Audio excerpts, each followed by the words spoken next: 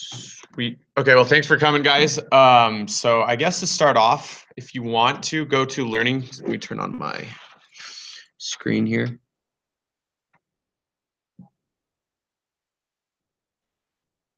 Oh, oops, actually, let me plug this in over here.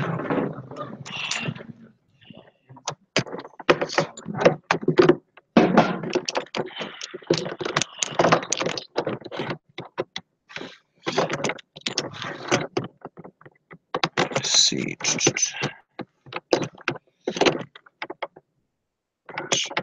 There we go.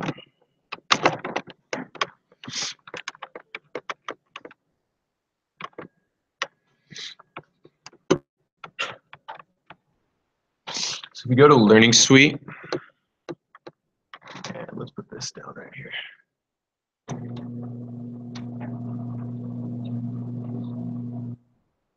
Yeah. Next Friday.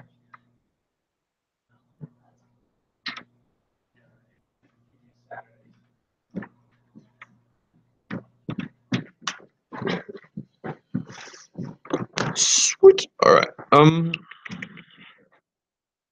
Cool. So if you all go to, how's it going, Scott?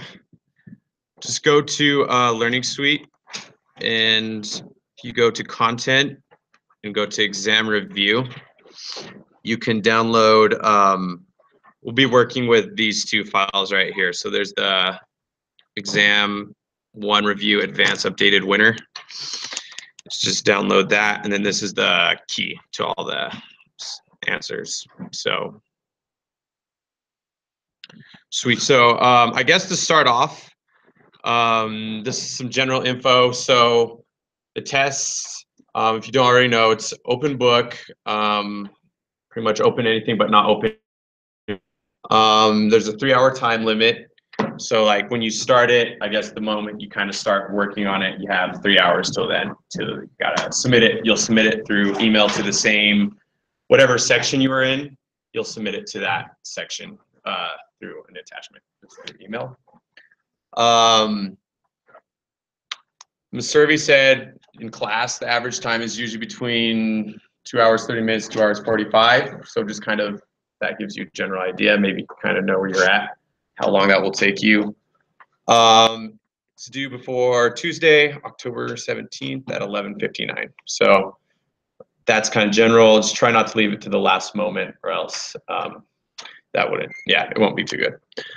So just some of my tips and recommendations. I would make sure that you've done all the homework assignments, and make sure that you, based off of like time, if you have a short amount of time, I'd go through the homework assignments. And then if you have more time, I'd go through those in class, what he does in class, those files that he has you download during class. I'd definitely go through those for sure. Because on this exam, it will have stuff from the homework and what he teaches in class. And so just remember that even though the test will probably have stuff that is not on the homework. They'll have some stuff from the homework, but also have what he's done in class, but you haven't done it yet on the homework. So just be aware of that. So what he does in class can also be on the final test. So know that. So I'd go through that. If you have a lot of time, I think it would be awesome if you could go through some of his videos and just watch them on super fast speed. If you got a lot of time, if you really want to learn it that well. I'd also make sure you download everything, since it's open book, open note. Make sure you just have all those files on your computer ready to go. But the more you know, the easier it'll make it for you to do those easy problems, and then it'll save more time to do the harder problems towards the end. So that's just kind of my advice. Some of the other TAs, a thing that I think would help is if you have access to another computer, you opened up all like the homework or something on one computer and test on another computer. That way, you can like go back and forth if you have back and forth and see like, oh, I need to look up how to do this. Yeah. Another key too is if you've got your search down. For example, if you put them all into the same folder, and if you remember like what it was, you can type it and it will probably pull up the Excel file that you're looking for as well too. That's just another kind of based off what Skylar said. Let me see here. Is there any questions so far? Do you guys have like any questions about like the test or anything in general? That if not, feel free to ask. What's the average? It's like mid-80s. Yeah. So yeah. Also, if something like sometimes when you're taking the test, you'll be going through, and if something isn't working the way you expected it to, and like you just get caught up, don't get stuck on that problem. Just move on to the next one, keep going through, and then it'll probably eventually just come back to you. Because if you get stuck on that one problem the whole time, you're gonna just lose time trying to figure out that one problem. So try and get as much done as you can, and then go back and solve the hard ones. Cool. So I was thinking, so there's two ways we can do this. Either like I can just go through this this example that we have. It'll be similar to like the same structure as the test will be. So I can either just walk through that, and if you guys have questions along the way, just you can ask freely. And then at the end, if there's any questions, or we can do like I was thinking, for each tab, we can spend like 5 to 3 minutes practicing. Like you can practice trying to figure it out on your own. And then we'll just go over that as well. Which do you guys prefer? If you prefer the first way, raise your hand. Okay, second way? Okay, so we'll do the first way. I'll just go through walk. If you guys have questions, just raise your hands. If something isn't working, Skylar can come help you here too as well. So, okay, let's see here. Okay, so this is, can you guys see? Yeah. If you can't see, let me know. I'll zoom in here for you. Oh gosh, it's too much. Okay. So the first question is create a named range for each column and row in the table to the right. So basically there's a quick way to do this.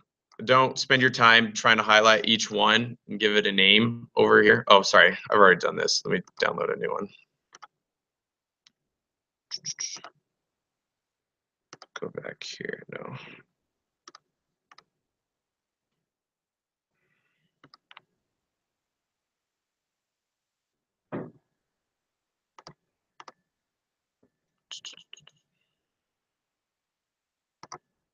Okay, here we go.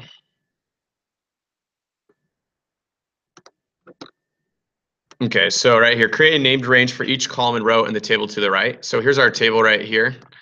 So don't spend, like, it'll be a waste of time if you just go through and try naming each one, when instead you could just highlight this whole thing, go to formulas, and then go to create from selection. And then you just do the top row and left column. And then it automatically just creates all those named ranges for you. So here, what is the intercept for the East region in July? So you do East, or you do equals, then East, and then July, and right there, just hit enter. So 403. And then what is the total sales for the month of October? Let's do equals, and then sum, and then right here, just type October, adds up everything over here in this row. Hit enter, and then that's the total sales right there. So then what is the second value in the south range? So right here, south, what is the second value? So we know it's 285. So does anyone know how to do that off the top of their head? What, there's a function is, so do index, and then you do the array. So it's going to be in our south range. And then the row number, we want the second one, so we just do it 2. You can also do a column number, which is 1, but you don't have to. I think it should work either way. So you got 285 right there. Yep. Is he gonna want formulas for this, or do we just? Is he gonna In this, type in an answer? in this case, you'll need a formula. I'll tell you when, like later on, there's a few that you'll just hard code it yourself. But most of the stuff that you'll be doing will require formulas for what you're doing. So we had done like south February, it would have like given the same answer. Would that have been wrong? No, that would still work. Yeah. Mm-hmm. How do, I want to show that. I missed the first one, what the intercept, the history, like, how do you put that in again? Oh yeah. So right here, so it's just equals. Okay, so you don't separate. No, you don't. It's just a space. And so right there, and then the intercept is 403 right there where they cross. And sorry, what was the other? Well, like you did the exact, if you want to do the intercept for South February, that would give you the 285. Oh yeah, so you could do that equals south, then February, right here. There, boom, 285. So yeah, there's definitely like more than one way. So if you guys have another idea or thought, feel free to mention it too as well. So like on the test, they'll be very specific in saying like use this way to get the answer. Make sure you do it that way. But if you know other ways to do it, you can do that. Check your. Yeah. Or just, yeah, logic. Look over here. Oh, that's the second one right there. Boom. Sweet. Okay, so yeah. How would he say, like, and then if you wanted us to X would say, You would say Using the index formula. okay. Do da da da da da. Yeah, sweet. So create a named range called int rate and set it at 6%. So we're gonna go to our name manager right here. So you go new. And then for the name, just type in int rate. And down here, you can just do delete that and then do 0.06. Then you hit OK. And then hit close. And then right there, you have 60 here. It's because you're timesing 0.06 times 1,000. That makes sense. And then the next one, create a name that adds 20 days to today. Call it today 20. So same thing. We're going to go back to the name manager, do new. So we're going to call it today 20. And then right here, so there's the formula for today. Today's date is today, and then in parentheses. Then when you're doing dates, any integer is done by day. So you just add 20 days on top of that. And so, and then does anyone know what you do? What if you wanted to add hours to that? Let's say you want to add 20 hours. What would you do? Yeah, 20, there's 24 hours in a day. So you just divide by 24. And so we'll go over that on the next slide too, but that's just information. So right there, 10/31/2017 from today. So that's right. So create a name called CTR that refers to the cell to the right of it. So we're going to do a new one. So when you do this, when you're doing stuff like this, be aware of the cell that you're clicking in because everything will be relative to that cell that you just clicked on. So we just clicked in this cell. We're going to do new. We're going to call it CTR. So right here, if I want to do it to the right, I got to look over here. So I got I-19 is to the right. So I can delete all of this and just do I-19. And then make sure you put in front of it an exclamation point. And what that's saying is that on any page, it's going to be to the right. If you want it to be just specific for this names page, you would put names. Oops, what the heck? Right here, you just write names. So with this, in this case, it would only work on this page. So I'll show you an example. So right here, if I put the number 20, it's going to do some formula, taking what's to the right of it and then doing all that math. If I tried doing it on another page, I just went here, for example, and did equals CTR. Then, so it doesn't, it might not work as right if you do it that way. Let's see here. So equals, in this case though, just remember, so now we can just put it anywhere that we want. Let's go here, equals CTR. And then it's referring to this cell. So you can type in 32 and it should do the same thing anywhere that you're at. What happens if you have the exclamation? I don't think it will work. Yeah, so make sure you get that, at least get that exclamation mark in there in the very front. Okay, then or Formula one more time. Yeah. You're right, sorry. So you go to CTR. So this is how you could go back and check. You just go to name manager, double click it. So right here I have names and then exclamation mark. It has J22, and the reason why is because right now I had clicked on one of these other cells, or I'm on a different location. J, yeah, I think so. Is that right? Yeah. So watch, let me go back and click on this cell. And if I go back here now, so I-19, so now it's referring, so it's all kind of dependent upon where you just clicked, so it can change. So if I go back and click here on 21, go to try it again.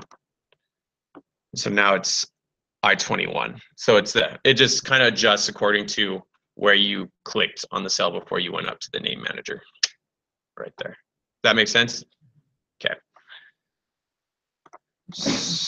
Okay. What is the total for both the north and south regions? So there's two ways to do this. One that comes off the top of my head is you do sum.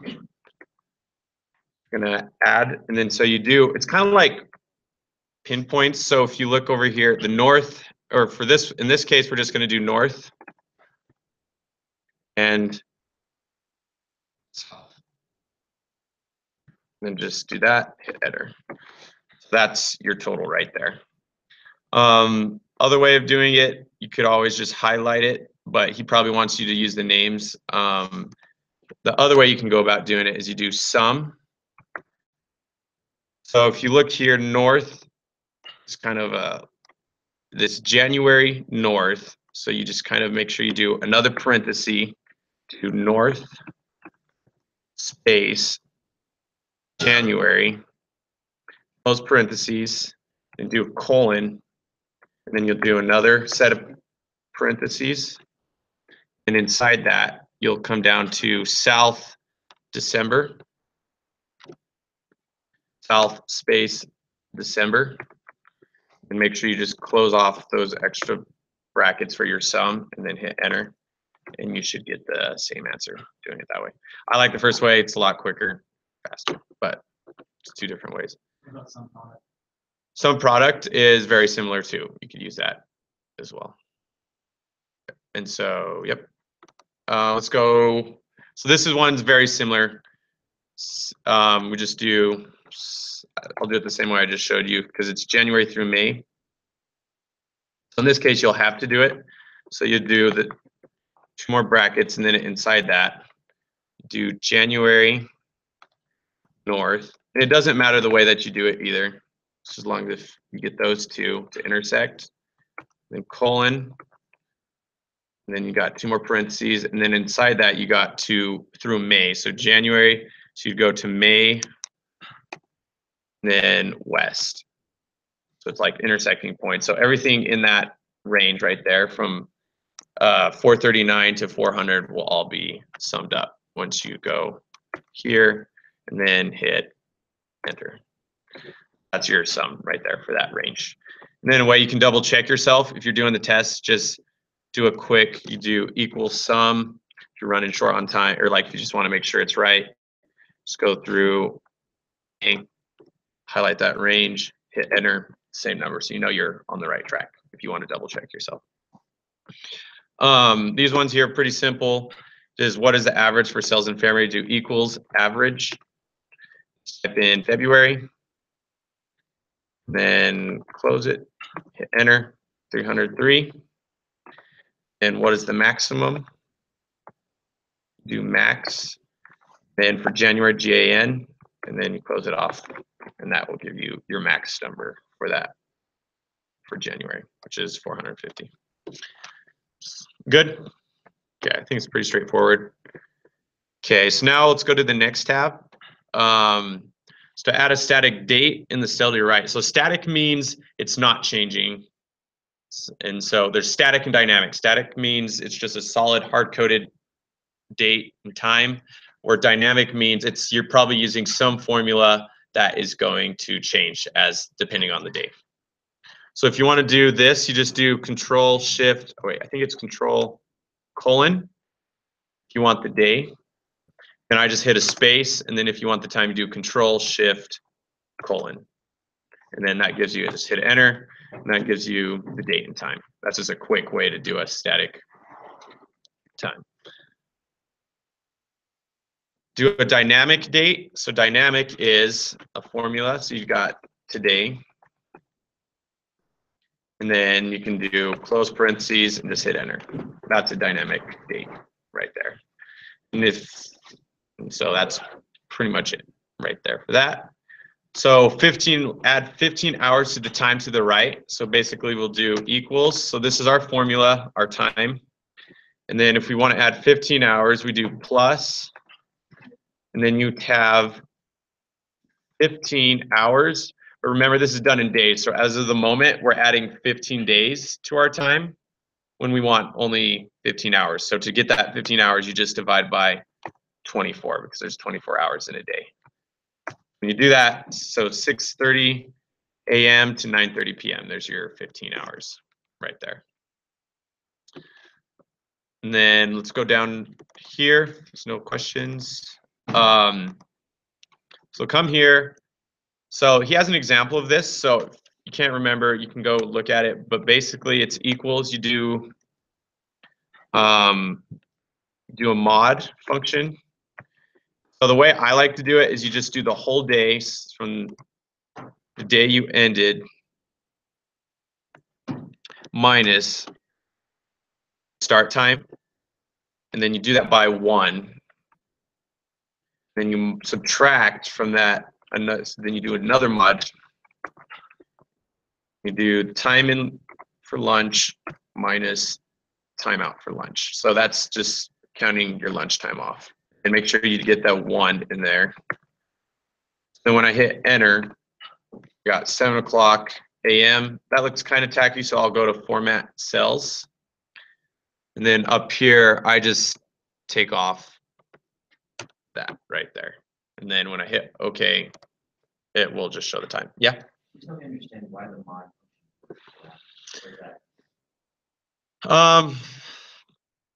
For the sake of what you'll need to know, it's like a clock. Mod works is like a modulus, so it's like dividing by 1. It allows the time not to go to the next day. It allows you just to do hours. I'm not the best at explaining it, but that's how it works. If you just know that for the test, I think you'll be good.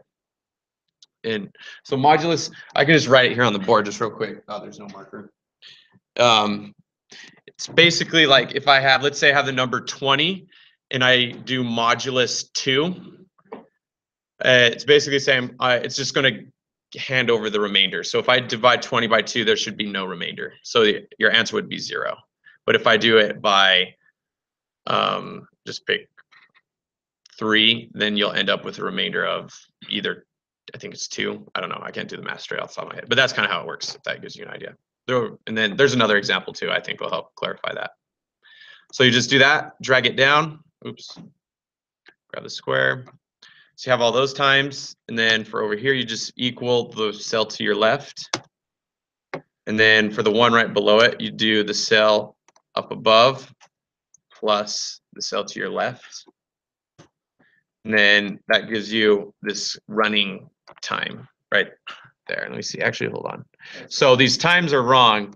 And the reason why is because it's acting like a clock, or you got to format it. So you go here, you put around it these little square brackets around your H. So then when you hit OK, then it's that cumulative total going across right there. So there's that. And then down here for question number 5, add 1 year to the following date using a formula. Use date to account for leap year format. Because sometimes if you just try adding the dates, leap year will throw you off by a day or so. So the reason why we use the date function is to make sure that we don't mess up. So we got the year. So the way I do this is I do year, then put this number or this cell into it. And then for the month, you type the month. It's really hard to see. Oh yeah, let me zoom in on it. Let me see. Um, yeah, I think I'm gonna have to finish. Let me finish the formula real quick, and then I'll zoom in. So you just type in month, and then you click the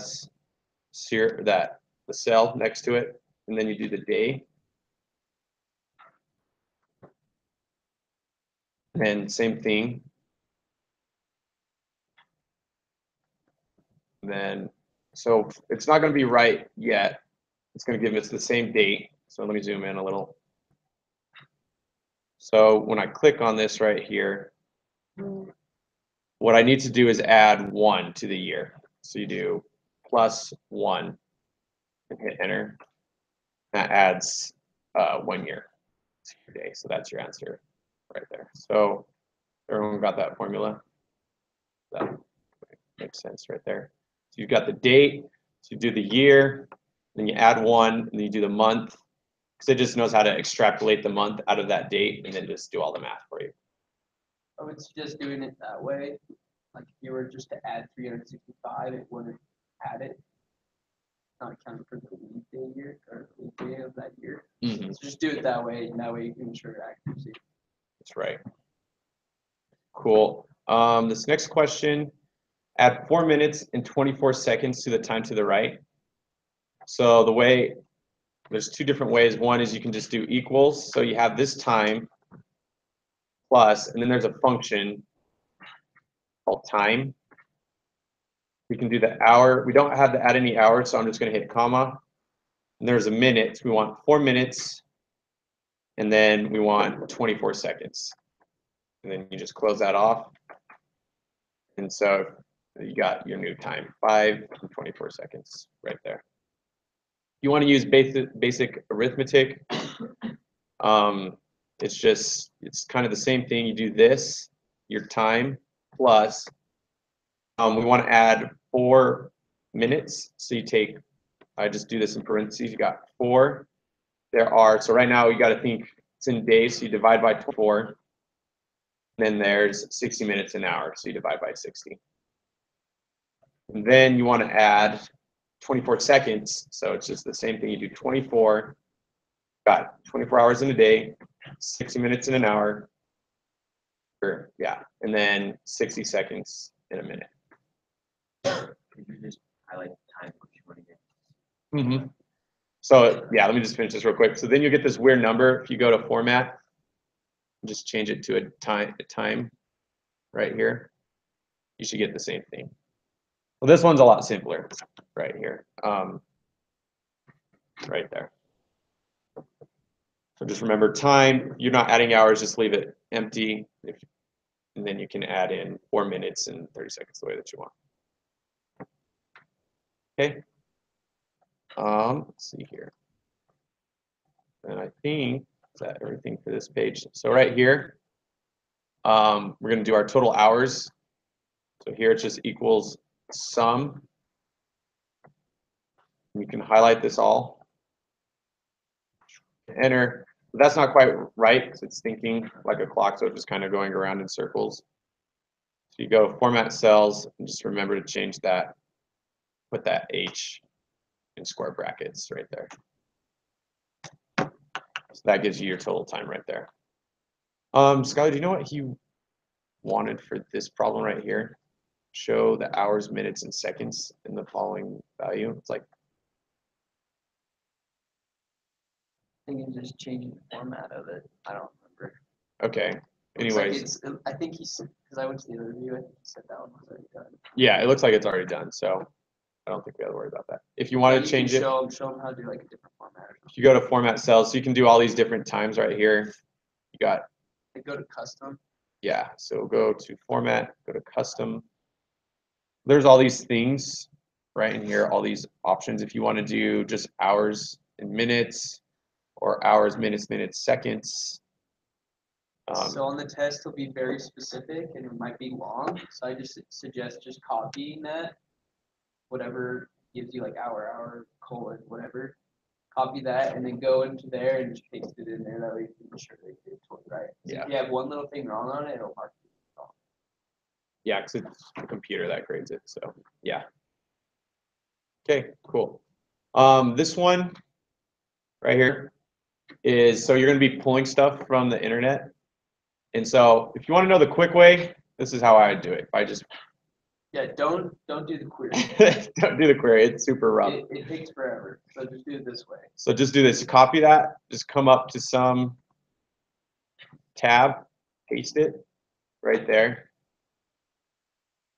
Because the grader won't know any different. Yeah, we won't even show you the other way. Just do this Yeah. Just copy this. He doesn't want this. This is all not important. Anyways, oh gosh. Okay, so just copy that. Come back to your page. Wherever he tells you to paste it, just hit paste. We can delete this stuff right here. Then I'll zoom in here a little so you can see better. So I usually just merge these cells right here. It's going to yell at you a little bit. It's going to get rid of, I guess it gets rid of your billions. We'll just get rid of that. So right here, so now we're going to make our table. Just come down, you select that, go to insert, or not a table, we're going to make a graph. So you go to do recommended. Sometimes it gives you something, sometimes it doesn't. So that one looks pretty decent. So we'll just hit OK. And we have our chart right here. So drag it up a little bit. How do you use that column again? So yeah, I just highlighted these two cells right here, and I right-clicked and went to delete, and it wipes it out.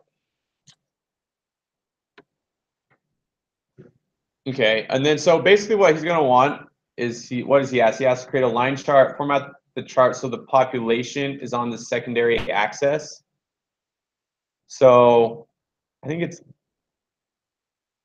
we have the wrong, so I have the wrong stuff right here, but let's just say this is that orange line is our secondary axis.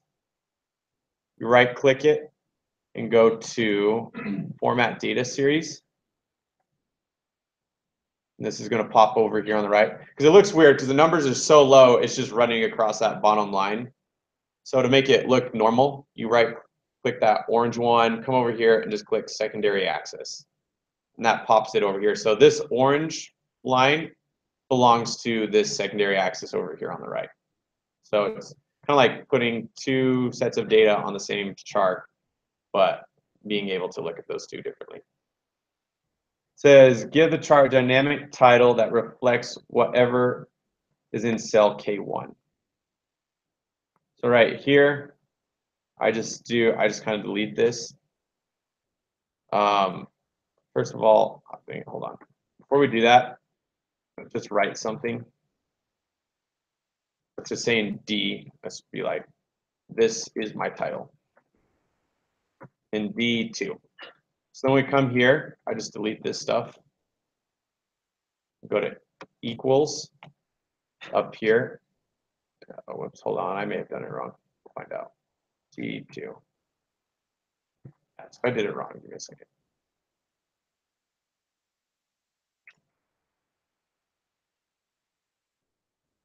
Usually click in there, go to equals D2. Let's see if that. Oh, Skylar, let's see here.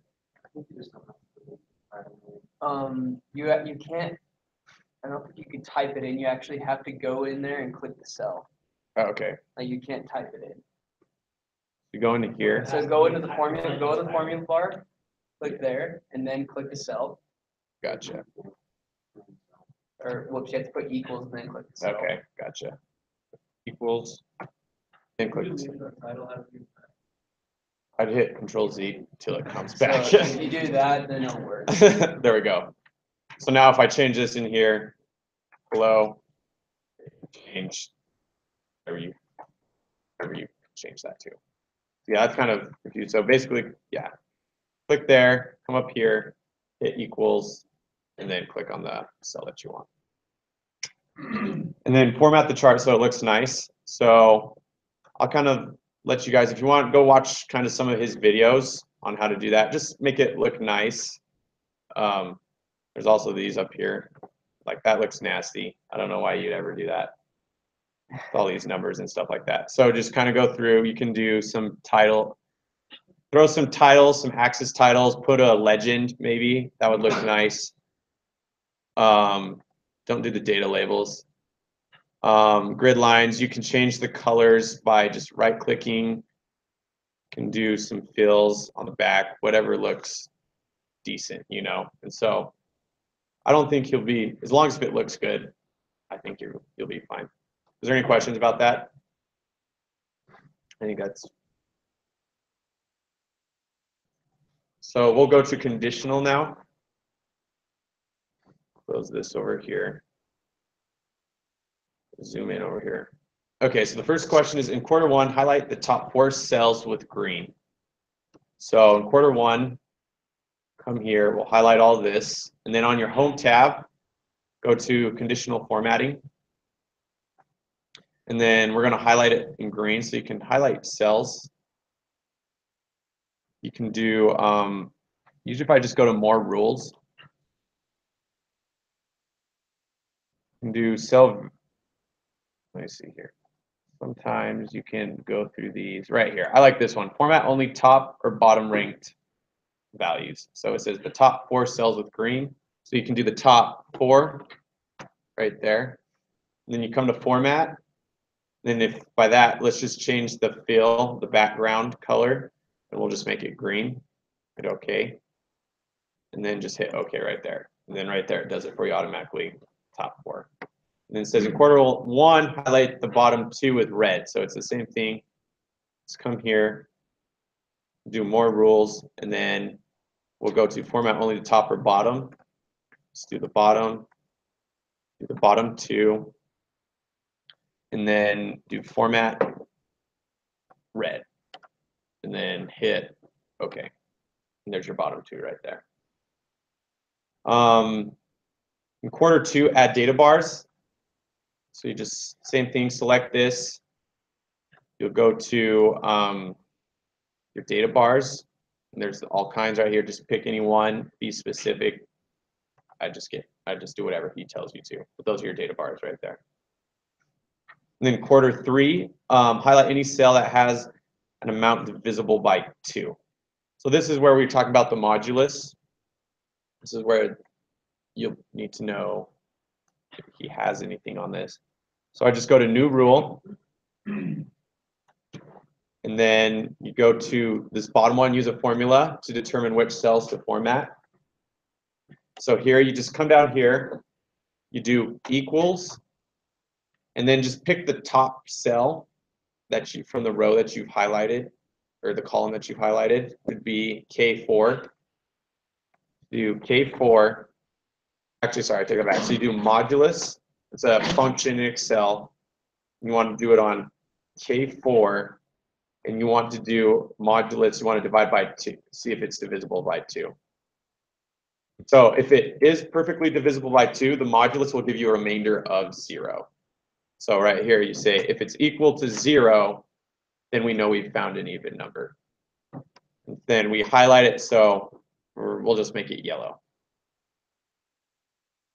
So when I hit OK, it highlights all those even numbers yellow right there. Does that make sense? Question? So if you don't do anything, it finds all the odds. My question is it because one is often like true or false? No. So if we wanted to do we can go change that real quick. So like, let's say, go to manage rules. We can see this rule that we made. If I did, so 2 can either give you a remainder earlier, we're going perfectly, or it won't and give you a remainder of 1. So if I did a 1 right here, hit OK. Now it's going to highlight all of the even or odds right So there. if you don't put it equals, you don't put equals one, so if you don't, Oh, I don't know. We could look real quick. Like if you do this, like I'm thinking if you did, I don't know if I did 3, I don't know. It probably wouldn't work. That's my guess. so if you don't put it, I don't Okay, and equals at all. still work.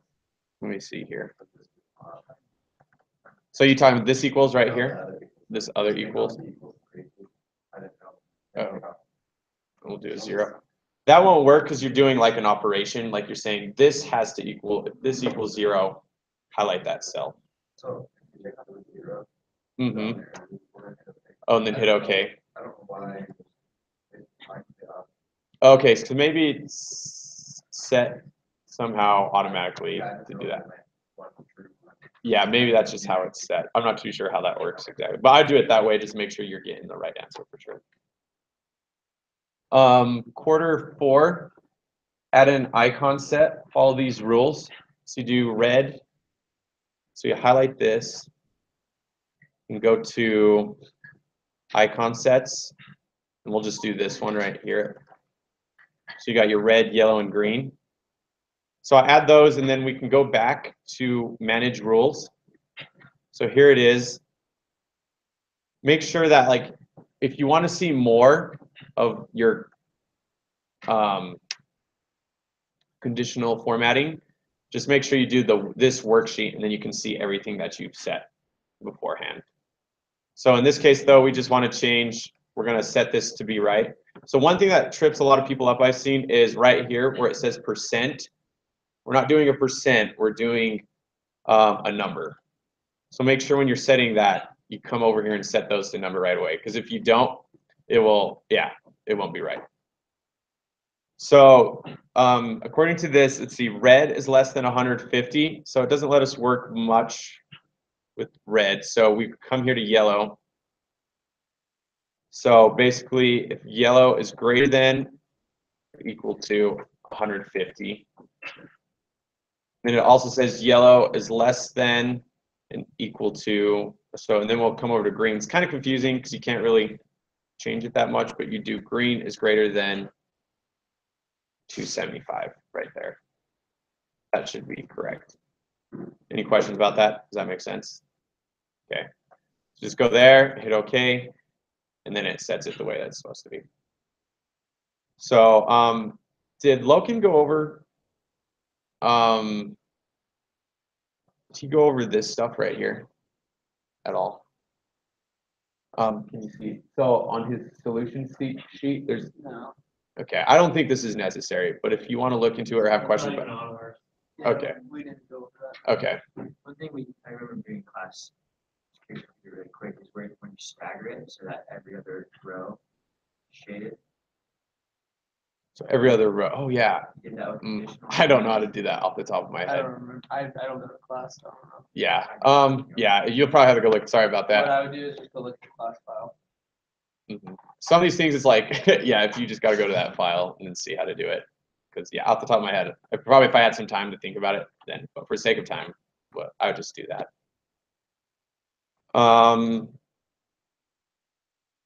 Let's see here. All right, so let's go. I think that's everything here. Is there any questions? Like, did anyone have a question about conditional formatting, how it's done, or anything specific? Good. All right. Okay, so this page right here. So what I'd do, just to get you set up for right now, so let's make these some named ranges right here. So select the green and then the row below it. We'll call this criteria 1. Just the first row or both of them? Do both. So 18 and 19. Highlight both and name it. So I put 19 and 20 also, or just 18? You can do You can do 20. You can do 22. You only need 19. You only need 19 for this case. Do criteria 1. Name that one criteria 1. We'll name this one criteria 2.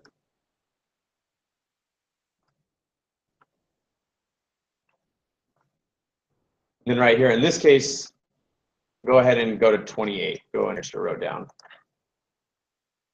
And name that one.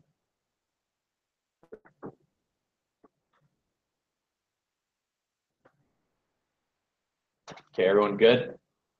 So there's 2 ways we can go in this. So we can do the advanced filter. We can use an advanced filter. We could also use like a database function. So we'll do the advanced filter first, and then actually let's do the database function first, and then we'll use the advanced filter to confirm if we did it right or wrong. So this table, it should be named. I think it should be created. If you click on it and go to design, you have a name right there, and that means your table's been created already. So you can rename it if you want, but you don't have to. So you go here, we're gonna do a start off our formula. I'm gonna zoom in a little. So do equals and then do, actually first, hold on, sorry, I take that back. We gotta set our criteria first. So right here it says how many teams have greater than 200 home runs. So we'll come down here. We want our team to have greater than 200 home runs. More than 2,400 total bases. So do greater than 2,400. And a batting average of at least .260. So we'll come over here, find the batting average right there. At least, so we can say greater than or equal to .260. Hit enter. So we've kind of set up our criteria based off of what he said right here. So now we can go to using our database. So if we want to, he wants to know how many teams. So in this case, we're counting how many teams actually meet that criteria. So you'll start off, you do equals, do D, count right there. So we're going to be counting. Our database is our table, basically. So you do table 1. Here's a part that I kind of always forget, but you do a square bracket and do $ all. That just makes sure it just tells it to get all that data in the table, just the data. And then once you do that, hit comma. So the field, we just want to count the field. So in this case, it doesn't really matter. I usually just do the rank right here. So you're just counting what's in, if there's a record there or not. So I just do this one, you click it there, and it kind of does it, populates it there for you already. Then once you got that, hit comma. And then the criteria, we have it set down in criteria number 1. So we'll just do that. Criteria 1, and we'll close it off. So it's saying it only found 1 record that meets that criteria. So now we're going to check ourselves to make sure that's right or not. And the way you do that is you go to data. Make sure, hold on 1 second. Like my computer froze real quick.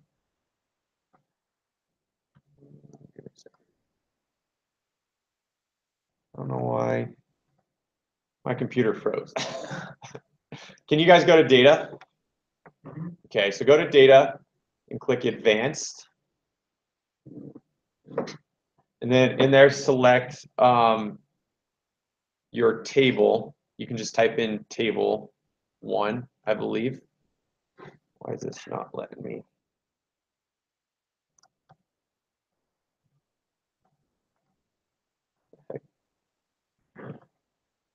Press enter. Oh, And I'll go back to it. okay. Sweet. Okay. Great. Okay. So it kind of selects it already for us. Yeah. What's the F key like? I want to say F9. Try it, but I could be wrong. Did it work? Okay.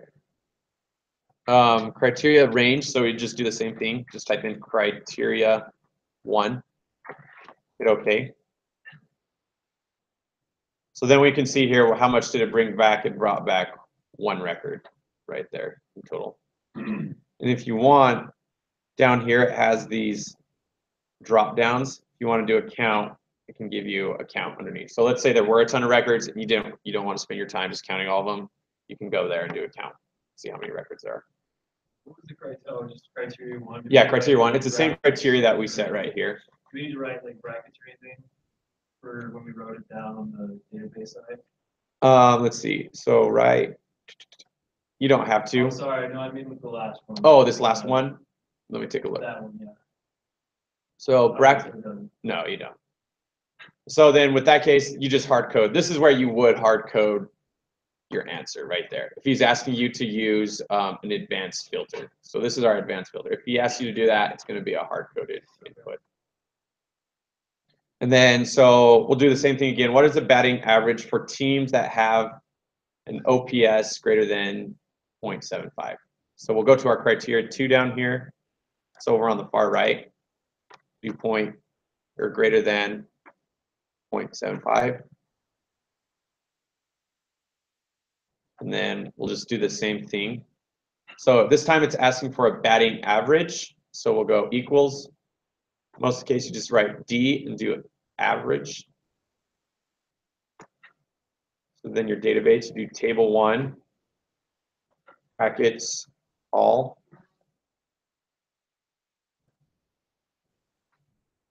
And then choose your field. What field is it we want? We want the batting average. So I just kind of scroll down here, look for the batting average. I just click that right there.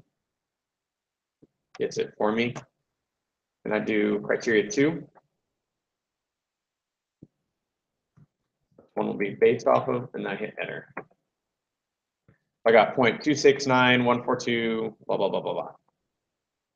So then now we're going to check and make sure it's right. We'll go to advanced. It's already got that same table. Let's just make sure it's the right. We'll change the criteria. Criteria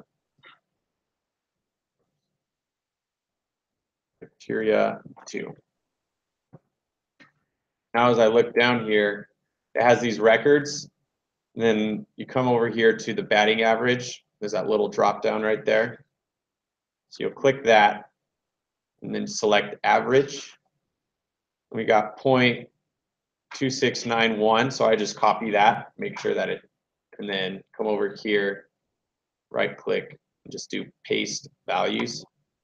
And you can check those and you can see that they're both the same number right there. So here it says, what is the difference between dsum and sum functions, also subtotals? Does anyone kind of have just a rough ball estimate, or I can explain that, what the difference is?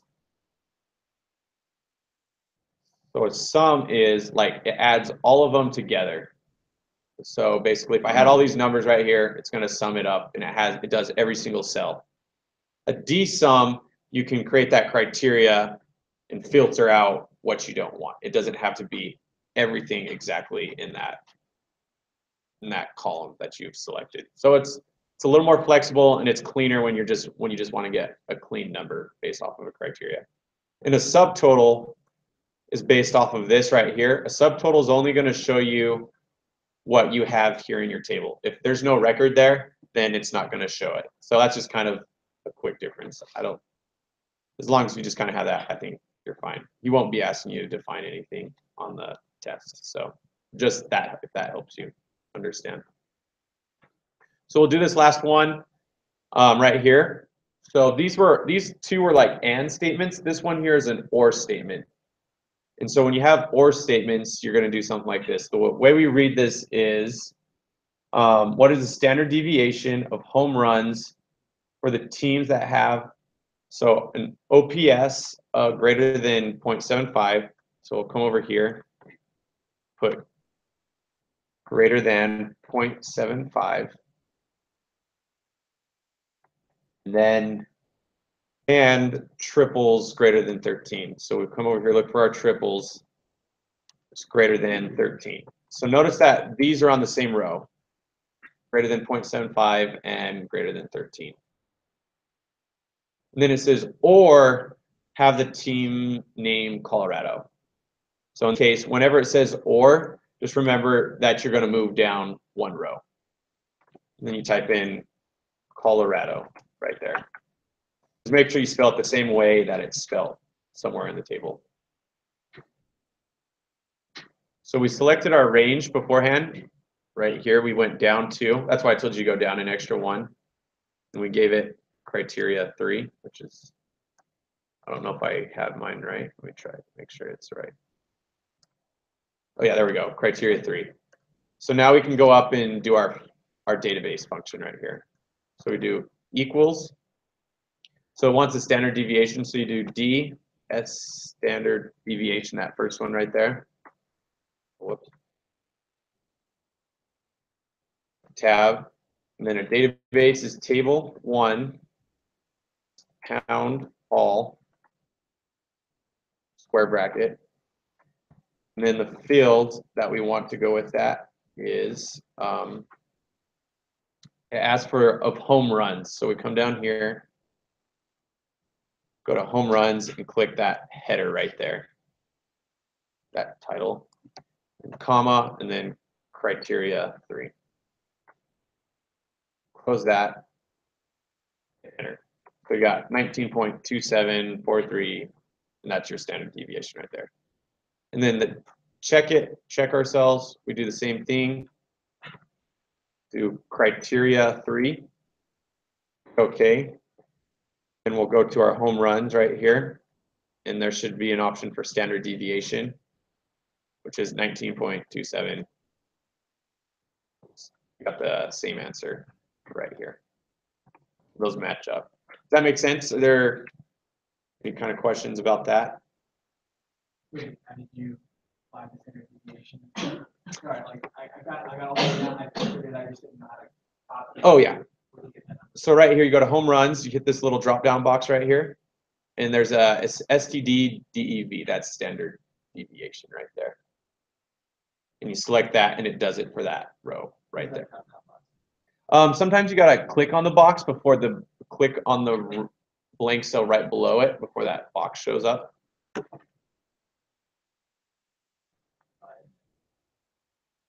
Yeah. I'm sorry, I forget how you get to the box you clicked criteria. Get that again? Yeah, so do you see, go to data, and then right here where it says advanced, it should be on the sort and filter. Click right there. This little box comes up. Do you have that on yours? Yeah. Okay, good. And then that's your range, and then right here, the criteria range. I just type, since I already know what I named it beforehand, I just type in criteria 3. Okay, good to go. Did you get that figured out? Sometimes I think if it doesn't work, if you click on your table and go to design, there should be a total row. If you don't check that box, you won't be able to see your totals at the bottom. Cool. All right. Arrays. Okay, so to make this easy, what I would do is to start off. It says right here, using the data to the right, use an array formula to find out how much profit our company would make from this cell. So it gives a hint, profit equals sales price minus our cost times the amount. So what I do just straight off the bat is kind of like how we did in the names tab. I would just highlight these 3 right here. Just go to data, or go to formulas, sorry. And then do create from selection. And only do the top row. And it kind of knows already. So what it did is it just named these ranges for us. Amount, sales price, and our cost. So you come over here, here's our profit. So when we're doing arrays, we're going to be adding this all up to get a total profit. So you do sum. So the part here is make sure that you get your parentheses right, because if you get it off, then you're not going to get the right answer. So I do that. I do another set of parentheses, open parentheses, and do sales price minus our cost, close parentheses, times the amount. Down here, kind of like how it's stated there. Then you close the parentheses off. Now you have that formula, and then you got to remember to do Control Shift Enter, and it will do the rest for you. And that's an array. Question. Mm-hmm. Not this, more like a general question. If we go over, if we go through this a couple times, should that prepare us enough for the midterm? So probably So you just not go through- this review, or This what? review. It probably sufficiently no, because there's like this review is made by some other TAs a while back, and it doesn't cover everything that will be on his test. It just gives you a general idea and feel for what the test will be like. So some things yes, and other things no, and so that gives you an idea. Control Shift Enter. Uh-huh. And so would you recommend going through all the homework then? Oh yeah, so yeah, at the beginning of class I just said, Sorry. go through the homeworks and then go through the in-class examples, those sheets that he has you download and go through, he goes through class with you. Yeah. Definitely do those two because on the test, let's see if I phrase this right. So he'll have questions that come from both. So everything that you see on the homework, there's some questions from the in-class that will also be on the test, but aren't on the homework. Does that make sense? So if you just studied homework, you probably wouldn't know how to do everything because there's some in-class stuff that he also throws onto the test. I would think the most effective way to study is to literally go through all the class files and homework files, but don't like go through and actually redo everything. Just go through and skim through the problems, and if you don't understand it, then go and redo the problem. If you understand it, just skip it and be like, okay, I know I just that. know the formula. But it's like just refresh, like, oh, that might be on the test. That might be, Yeah. and just like refresh your memory. As long as you kept gone to class, done all the class files, and done all the homeworks, and you go through and refresh yourself, you'll be ready. Cool. Yeah. Any other questions? Just any? Good. Are we all set for the array? Cool. Okay, so right here, name the range, the number to the right numbers. So we're going to select this, call it numbers, hit enter. Okay, so we want to multiply the numbers by 3. So you select this range, and then up here, you do equals numbers and times 3, and then hit Control-Shift-Enter. That multiplies everything that you had over here in this array by 3. Pretty straightforward. Just remember Control-Shift-Enter. And then to transpose is to like flip it. So you'll select this whole thing and go to equals. And then there's a function called transpose. And there you hit numbers, name of your array or your range. And then you hit Control-Shift-Enter, and that flips it, everything. So now everything goes 1, 31, 16, 5 going down, and it just flips it for you. Mm-hmm. Just a general question. On the example, is it similar setup like this, or there different numbers? Yeah. Mm-hmm. Okay, this is one of those questions. There's a lot of different ways. There's just some different ways to do it. So I'm going to show you the way that I like and that I think is maybe, I don't know, Skylar might have another idea. This is kind of how I do it. So it says give a sum of the profit for items that have a sale price or more than 15. And then I do, okay, and then after that I do if. And so I'm going to do this logical test if the sales price is more than 15. So I just do sales price is greater than 15. So I do comma. If that's true, I want to add that to my total sum. So it's going to be like the same formula that we did over here.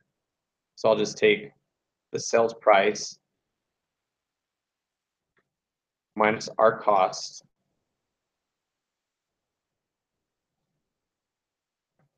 Oh, whoops. Yeah, right there. And then I'm going to multiply that by the amount that we did beforehand.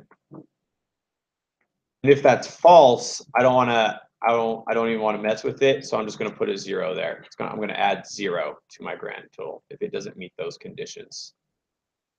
So I close my parentheses and then close it one more time for the sum. And I hit Control-Shift-Enter. I should get $86 right there. Yeah. If you wanted to do sum if, as opposed to sum and then if that, is that possible? Let me see. How would you go about doing that? Equals sum.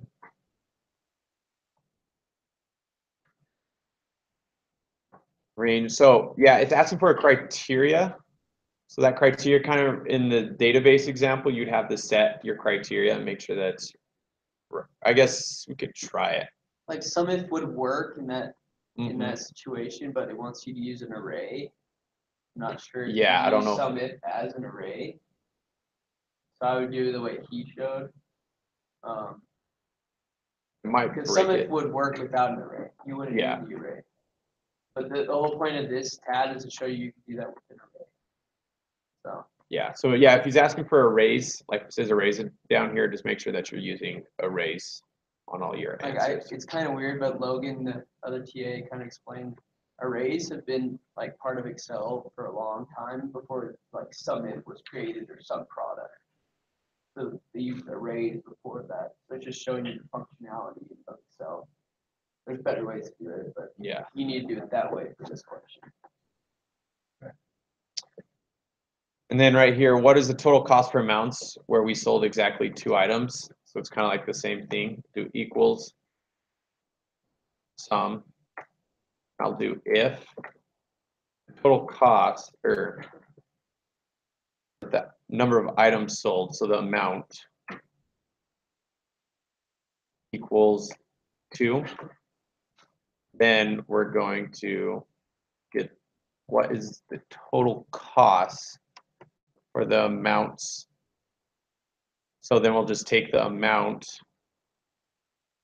times cost, which would be like that. And if it doesn't meet that condition, then we're just going to add 0. We're going to add 0. So you close that, and then do Control Shift and 23. Let me double check to make sure if that's correct. Yeah. So this is kind of how another way you can do it. How Logan did it. To me, he didn't name his ranges, so it looks a little more messy. But I think to me this seems like the most straightforward rate. Maybe not. It just depends on your preference, I guess. Is there any questions about that? Yeah, good. Okay, so for this one right here, if you don't do this, so what you need to do is you got to go to File, go to Options, and then you got to go to Formulas. And over here on this right side, it says Enable Iterative Calculations. So I'm going to check this box. What I want you to do is put 1,000, but I'm going to leave it 100 just to show you, for example, what happens if you don't put 1,000. So right here, so we're going to do an iterative function on itself. So what you do is you do equals, and we're going to start off with the if, and I'll explain why here in a second. So you do if, and then you're going to do the same, treat x as if it was the cell that you're working in. So in this case, it'd be G2 plus, well, let's make sure we get that in parentheses, G2 plus 2, close parentheses, divided by G2. We got that, and then hit comma. Oh, wait. Hit comma.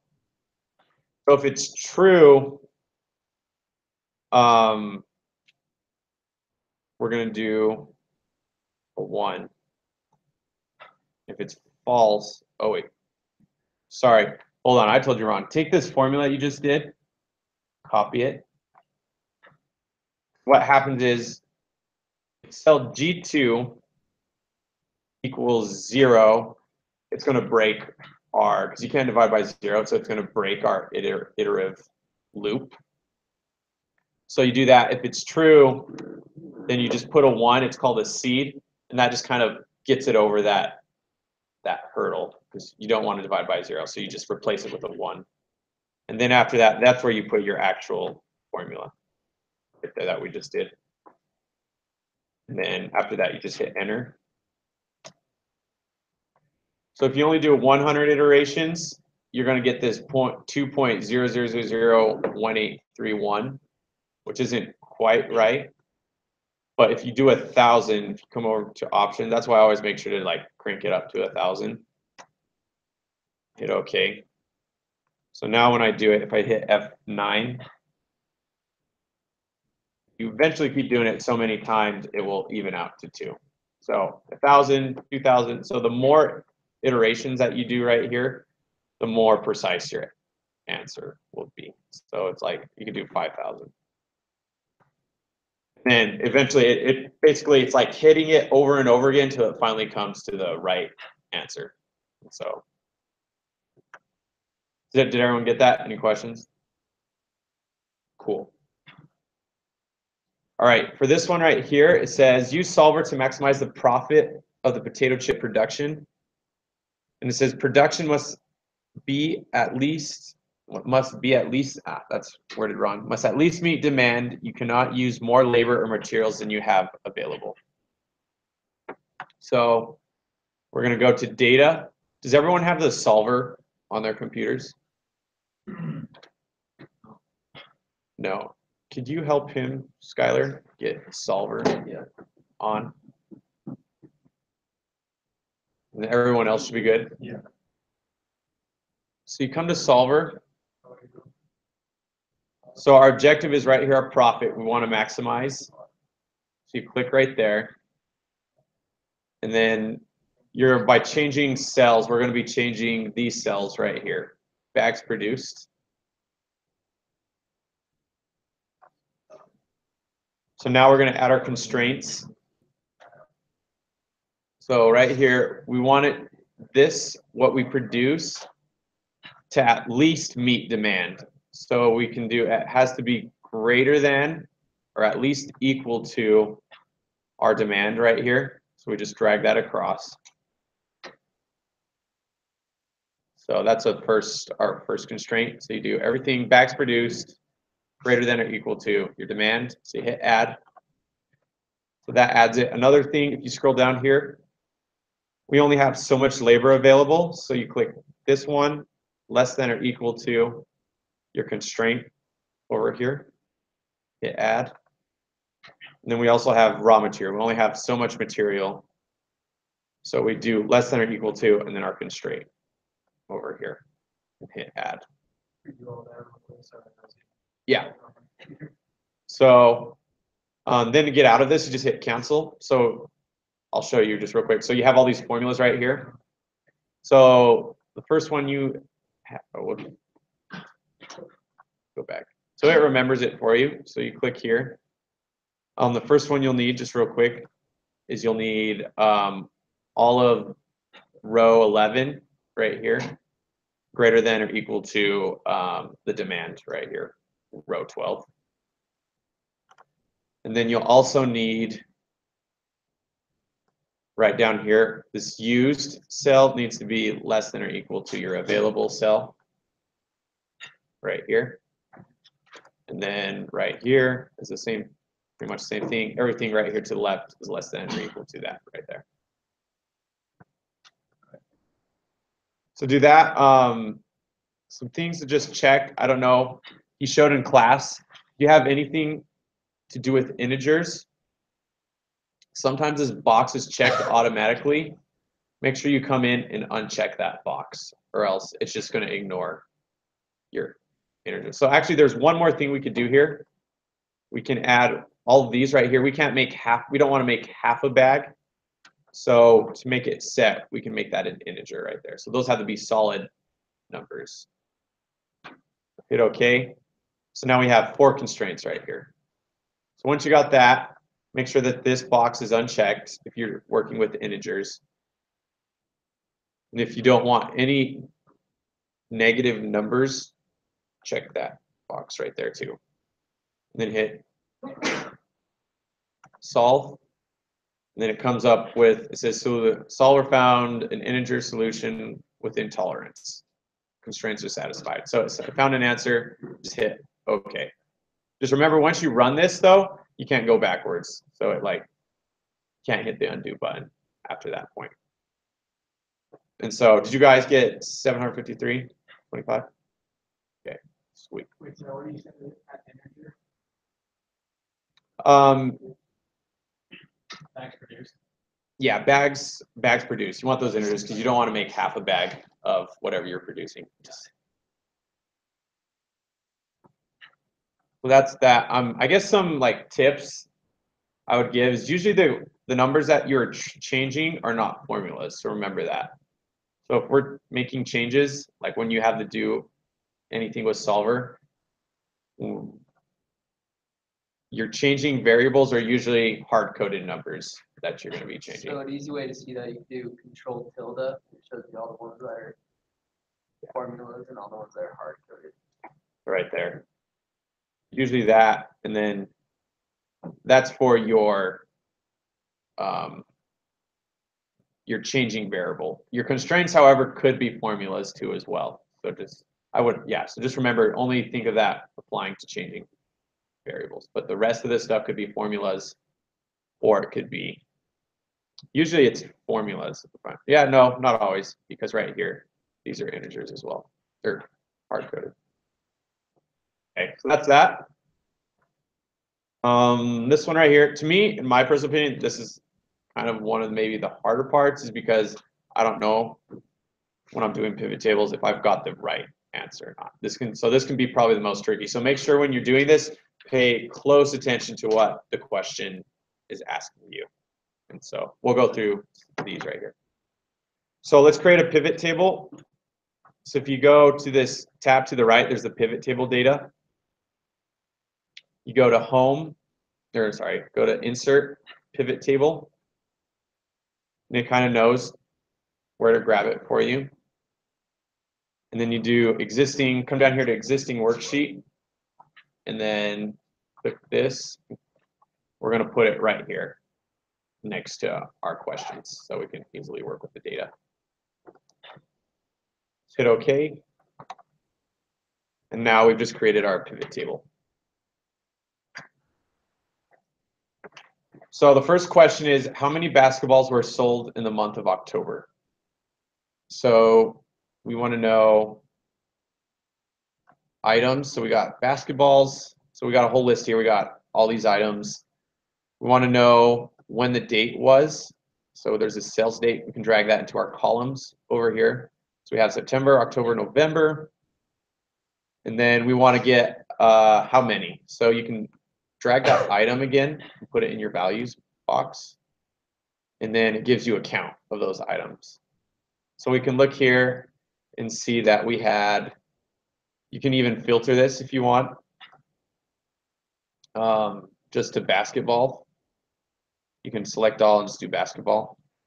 And you can get this nice little chart here that says, okay, so you can obviously tell for October there were 4 basketballs sold. So in this case, you're going to hard code all of your answers for the pivot table stuff.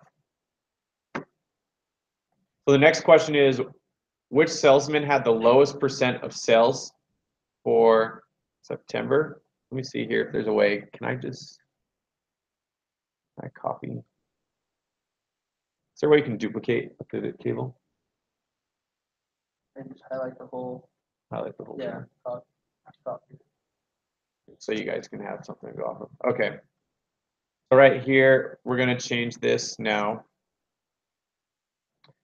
Which salesman had the lowest percent of sales for September? So let's throw this out and let's get the sales rep. Bring him down here. So we have all our sales reps here, and then had the lowest percent of sales for September. So you right click your chart, and then most of the time you can go to show values as. And then we'll go to we're going to do a column total right here. So you see here, these add up to 100% down here below. So we're going to look for the month of September. What you can do is you can click here. How do you know if you're supposed to do it for like the count of items sold, or supposed to do it for like sales amount? Okay, It'll so be very specific. On this review, it's not super specific. Yeah. But on the test, it'll be very specific. had the lowest percent of sales. So you could throw this out. Let's go to amount, throw that in there. So now we have that. And then we can change it to a percentage, which I think is correct what you said right there. Nice catch. So you have all these percentages, and then you can select this and do a sort from smallest to largest, largest to smallest. And then we can easily see that Philip had the lowest amount of sales. And it says which salesman had the lowest for September. We'll just put Philip. I can get months. That just come with it. Mine did it automatically. Mine doesn't. Okay, so what you could do, let me guess, just tell me if ungroup. Does yours look something like this? Yeah. Okay. So what you could do is, there's different ways to go about doing it. And I can group by, Yeah, I got you. Can you just right click it in, let me see here. Group, and then you can group by months. So you just select that and that turns it into October, November. So once you do that once, you like that in Excel. Oh yeah, you right click, and then go show values as, and then you want to do a column total.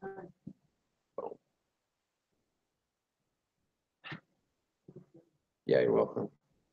Okay, some reason in that process. Oh yeah, and then if you want to sort it, or you can look through it, you can do small to largest, and that does it for that column. Okay, next question. Copy this. Let's go down here. What was his or her percentage? Oh, we already got that. That was from the previous one. Just put 2.13. For salesmen who used both approaches, which was more effective? So let's go here. Let's throw this out. So let's do the way I would do this, see the item, and I'd also do this, or no, sorry, not the item. There's a sales approach here, and then I take the sales rep and throw that onto the same row. There's different ways you could go about doing this. I don't know which one makes more sense. It's probably actually, let's do this. Let's throw that out. See if we can throw a sales approach over here. Okay, so this is probably a simpler way of looking at it.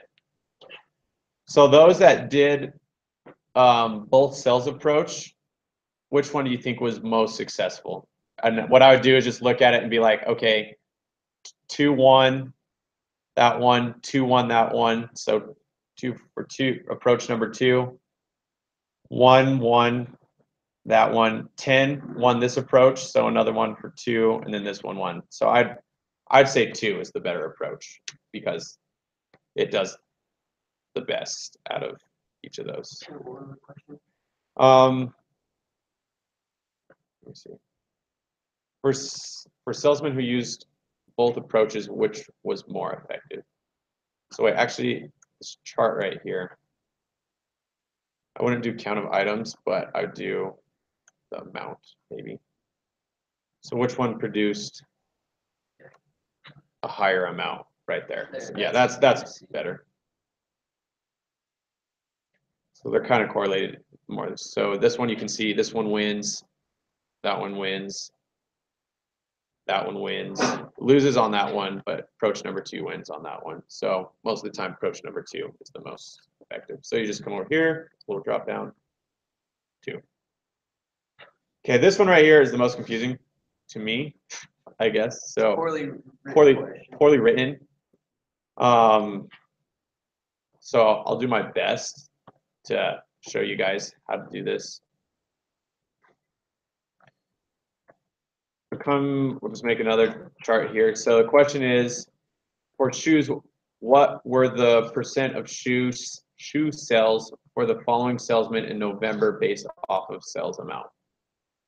So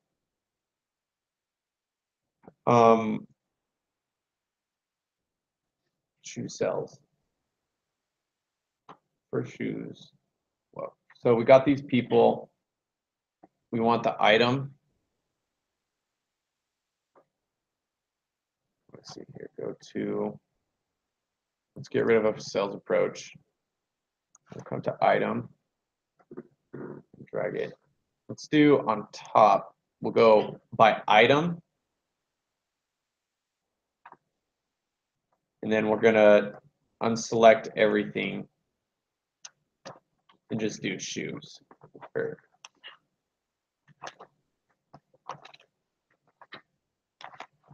And so then we got a sum of the amount right here for all these people. And then it's specific, it wants to know what were the percentage shoe sales for the following salesman in November. So we also need a date going across here, sales date. We'll drag that down. So now we have all our Novembers, and then we want to know that percentage. And so you go show value as. So there's two different kinds. There's a percent parent column total row, and there's a column total row. So I'll do this one first, and I'll show you what the difference is between those two. So this one, the data is pretty bland, but in this case, it's asking for Bob, which would be for the November, 12%. Matt was 0%. Tim was 0%. And what was the last one? Jane was 12%. So, but just so you can know. So let's say I did all of these. Notice when I add the extra items on, it changes up these percentages. It changes up the amounts, and that's because it's doing it for the whole column right here. The whole column adds up to 100%. But if I want to break it apart for each item, that's when I'd right-click and go to show value as and do it for the parent column total, which is for Parent row. oh whoops, parent row total. Sorry, parent row total. There we go. I don't know if that's right. Actually, hold on.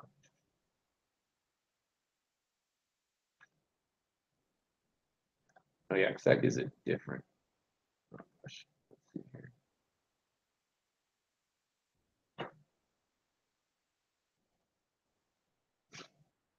That's parent row.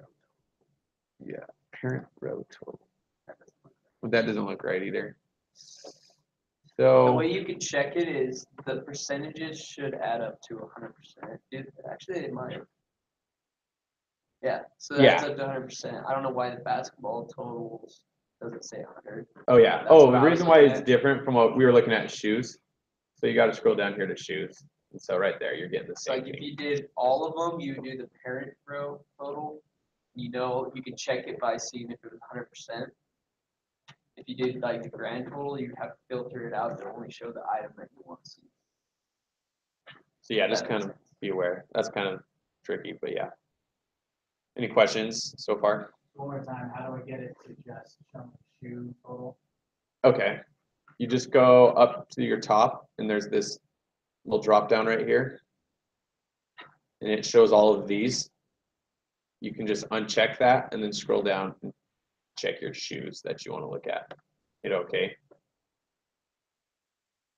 So now you're seeing everything just for shoes. You just filter by item and do total. Yeah. So filter by item, and then on your pivot chart, just remember this can change the way it's ordered. So I put item on top if you want to filter that way. And then it does sales rep underneath for that.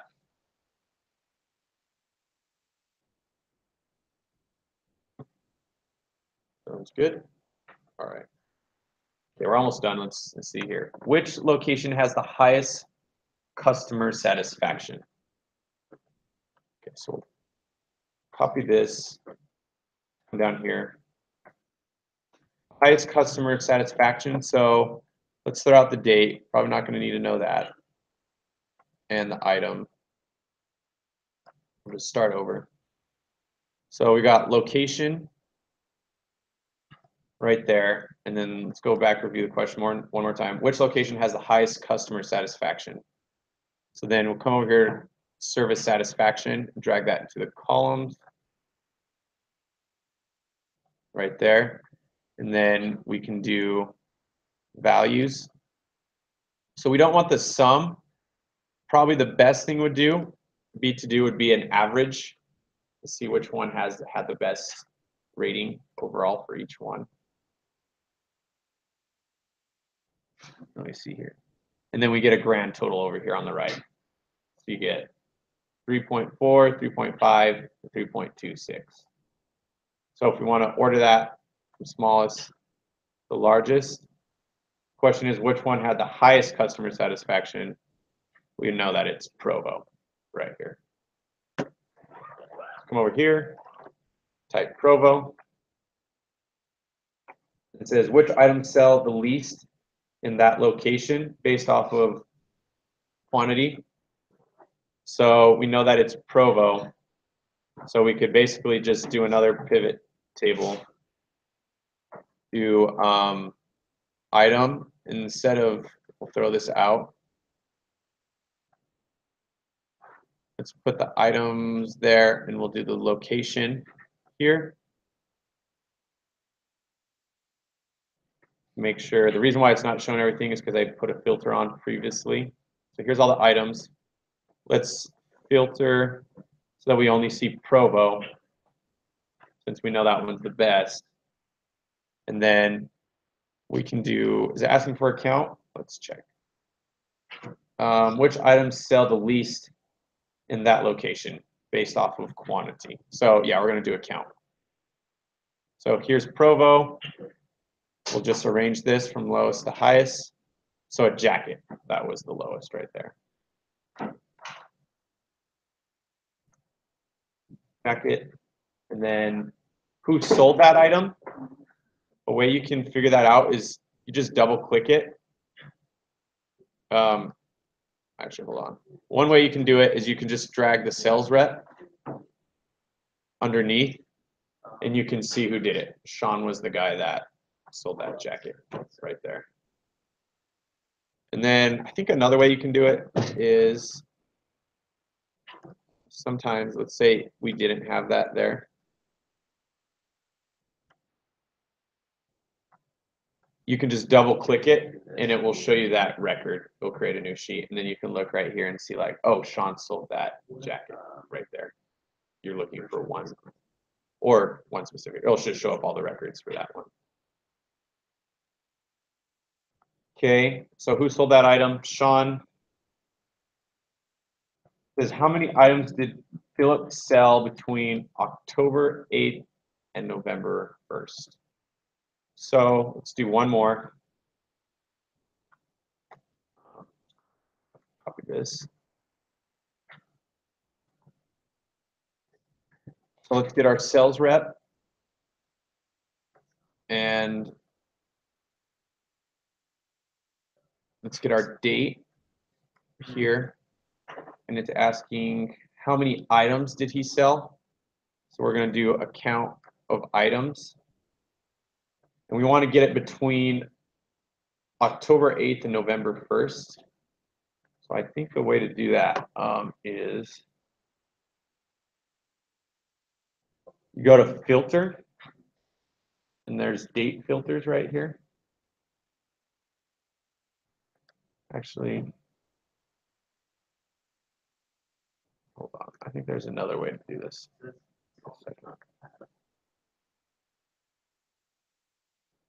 Go here, click, field settings, sort.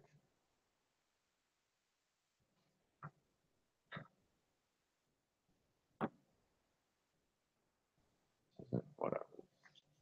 Actually, hold on. Let's go over here. Maybe it's here.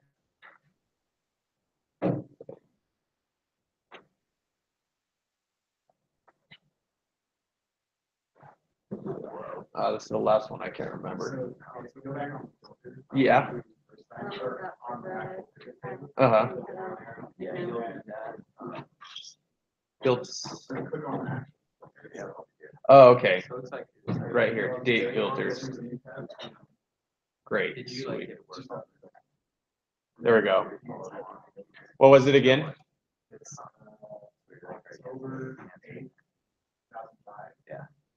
Okay. October 8, 2005. November 1st, 2005. Okay. Who was it for? We're looking for Philip. Philip, we just go to his name and he had 5 right there. So that's pretty much it right there. Something I would add for pivot tables that y'all should study is pivot charts. We didn't go over those, but I'm sure that'll be on the test. Do y'all know how to do a pivot chart? Just real quick, it's not. Just go to insert and there's pivot table, or what you could do is if you do your pivot table, you could right click. I think there's an option.